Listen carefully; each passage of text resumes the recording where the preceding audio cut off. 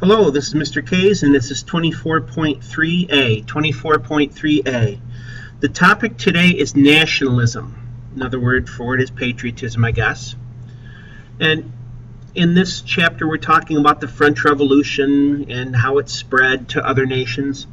Well, obviously, you're going to see a nation that might not have independence develop a love of country and want independence.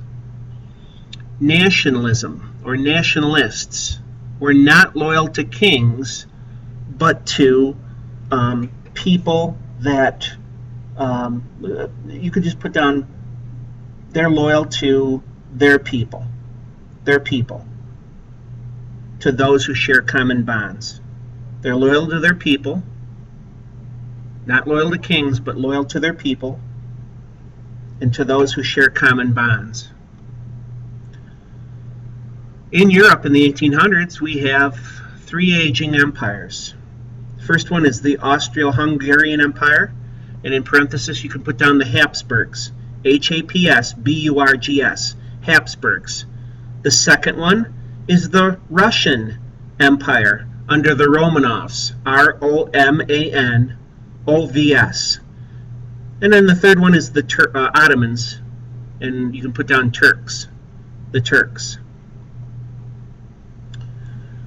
Is it a force for unity or disunity? Well, wouldn't you think that patriotism would cause people to come together? Well, in empires, maybe and maybe not.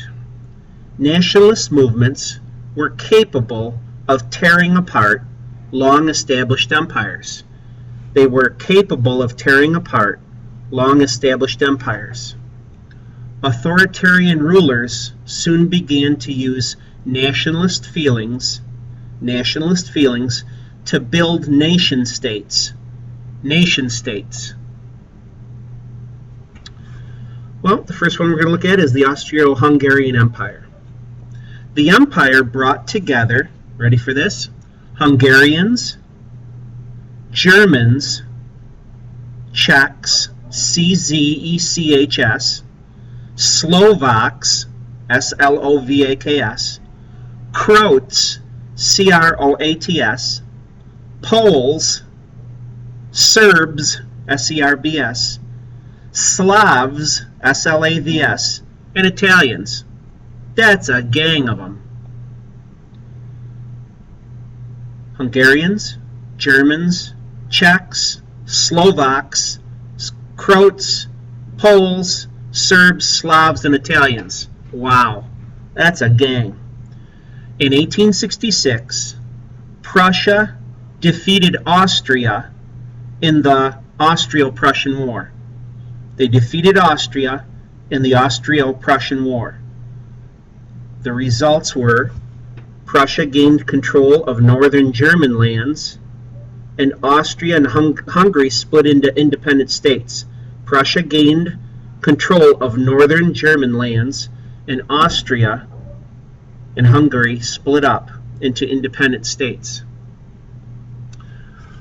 Now Russia, the Russian Empire. Nationalism also helped break up the 400-year-old empire of the Tsars.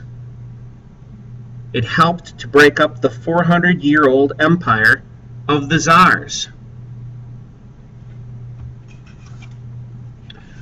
The ruling Romanov dynasty, was determined to maintain iron control over this diversity.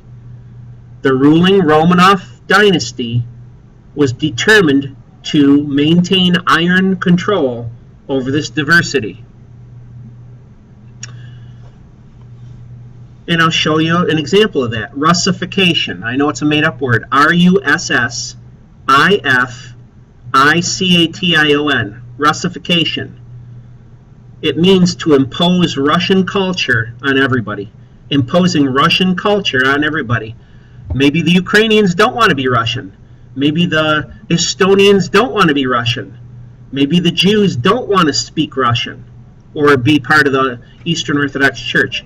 But the policy of Russification was making everybody in Russia Russian.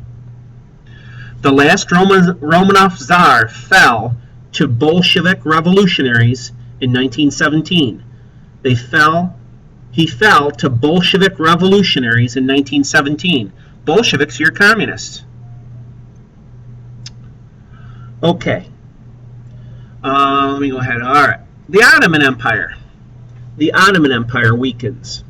The Ottomans controlled Greeks, Slavs, S-A-L-A-V-S, Arabs, Bulgarians, and Armenians, A-R-M-E-N-I-A-N-S.